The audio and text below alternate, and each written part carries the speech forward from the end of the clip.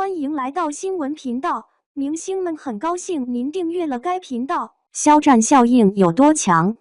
揭秘他为何屡遭爆剧爆款。在影视圈普遍传言寒冬来袭的时刻，肖战选择以稳健的创作节奏回应市场的喧嚣，持续拍戏，无缝进组，口碑与作品并行发力。与外界纷乱的流量风波不同，它更像是在建立一个安静而高效的创作环境。严格的保密措施让后续信息披露保持在可控范围内，这对长线影响力的累积有着积极作用。可见，流量并非单靠热搜和话题堆积来维系，真正决定长期竞争力的是作品本身的质量与角色的真实呈现。核心观点清晰又有延展，高质量的内容才是流量的源头。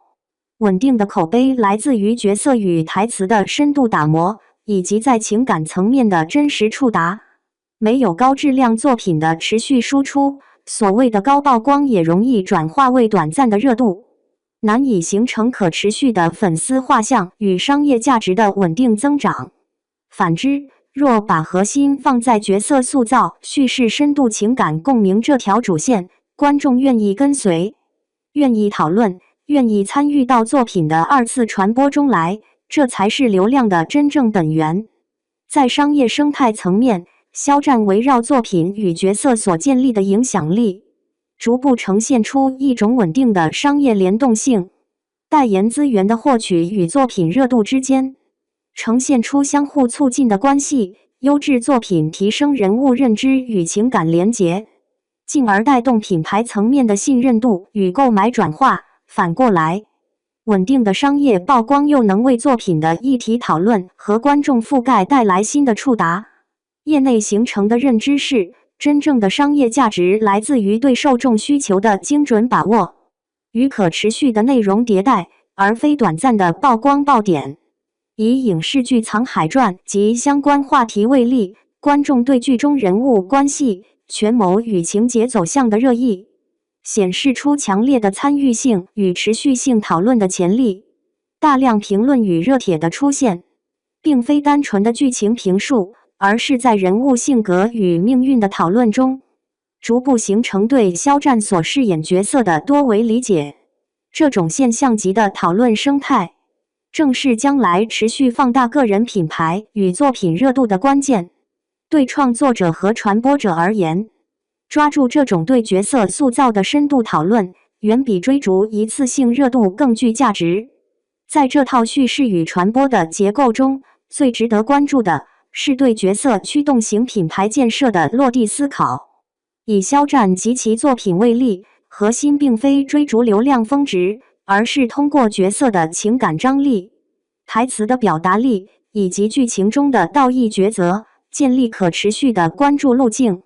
观众通过对角色成长轨迹的细致分析，形成稳定的关注群体。这部分群体具备较高的粘性与传播意愿，是广告主与品牌方愿意长期合作的对象。实操落地方案可直接落地执行。场景化内容产出法，以一个角色的成长线为主线，设计3至4个场景解读短视频加配套文字，突出情感共鸣点和观众可被带入的决策点。每个场景输出一段可复用的金句台词分析，帮助观众理解人物动机与情感变化。3段式内容结构是什么、为什么、怎么做，清晰呈现角色设定、核心矛盾、观众可操作的解读路径。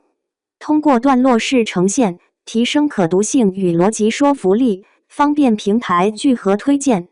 合规自检清单内容层面：1、删除广告化、私域引流等直接美间接导流的表达；2、避免未经授权的图片、视频片段使用，确保素材版权清晰；3、对涉及社会热点或政策解读的内容，以官方信息为主线，避免主观性评价与争议性判断。数据追踪与迭代指标，关注点应放在完读率、互动率、评论、收藏、转发以及观众留存时段。结合热度曲线分析，优化未来3次内容的选题与表达方式。